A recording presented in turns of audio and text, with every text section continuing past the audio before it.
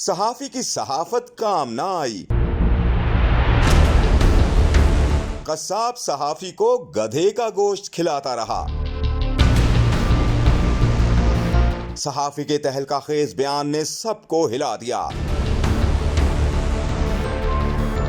وہ کہتے ہیں نا، بندہ جتنا بھی اپنے کام میں ماہر ہو تو کبھی کبھار اپنی ماہرات کے باوجود چاروں شانے چت بھی ہو جاتا ہے۔ حال ہی میں مصر کے معروف صحافی محمود سعد نے تہلکہ خیز انکشاف کیا کہ وہ اور اس کی پوری فیملی قصاب کے دھوکے کی وجہ سے 20 سال تک گدھے کا گوشت کھاتے رہے۔ مصری صحافی نے سوشل میڈیا پر بتایا کہ ان کی والدہ حسب معمول جب کسائی کی دکان سے گوشت خریدنے گئی تو پتہ چلا کہ دکان بند کر دی گئی ہے۔ تحقیق کی تو معلوم ہوا کہ حکام کو قصاب کی دکان سے گدھے کا گوشت ملا تھا، جس کے باعث قصاب کی دکان سیل کی گئی تھی۔ محمود سعد نے مزید کہا کہ قصائی گزشتہ کئی برس سے گاہکوں کو گدھے کا گوشت فروخت کر رہا تھا۔ جب یہ خبر ان کے خاندان کو پتہ چلی تو سبھی حیران اور بہت زیادہ پریشان ہو گئے۔